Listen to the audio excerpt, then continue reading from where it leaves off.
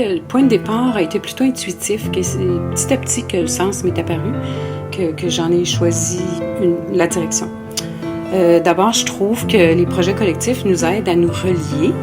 En partageant nos créativités propres, on en crée une nouvelle, inspirante, originale. Inconsciemment, c'est peut-être l'impossibilité de continuer ensemble qui a amené le côté plus rigide des éléments individuels. Et puis, l'obligation de retenue imposée par la distanciation est peut-être aussi sous-jacente au choix d'introduire du volume, ce qui accentue l'éloignement, le rend plus tangible, en introduisant du vide entre ces éléments-là. Et actuellement, on est décollés les uns des autres, bien malgré nous. Et puis en même temps, le fait que tous ces bols soient indépendants, ça offre la possibilité d'en faire la présentation chaque fois de façon différente, d'où un sentiment de liberté malgré la contrainte. Ça, je trouve ça intéressant.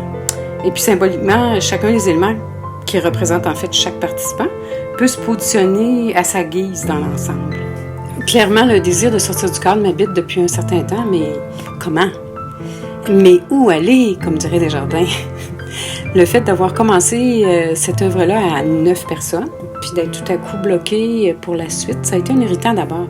Puis quelque chose m'a poussé à continuer, je ne sais pas exactement quoi. Mon expérience du travail artistique collectif m'a fait découvrir que la créativité unique de chacun, mise en commun, peut aboutir à un résultat inattendu, surprenant, c'est-à-dire qu'on peut assembler tout ça et créer une œuvre tout à fait originale. Avec le confinement, cette créativité-là a dû évidemment être explorée autrement.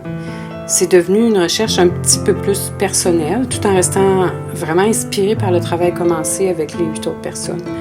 L'idée de pièces séparées s'est imposée parce que on pouvait plus se réunir et que je trouvais ça vraiment difficile. En fait, pour moi, dans un sens, cette œuvre-là représente l'éternel dilemme de continuer d'être soi, tout en vivant ensemble dans une certaine harmonie. Cette fois-ci, par la force des choses, j'ai en quelque sorte imposé mon veto, même si chacun des participants s'y retrouve clairement. Je dirais ensemble, malgré nos différences, ou dit autrement, on est différents, mais le vivre ensemble reste possible, certainement, surtout quand on accueille la créativité personnelle de chacun.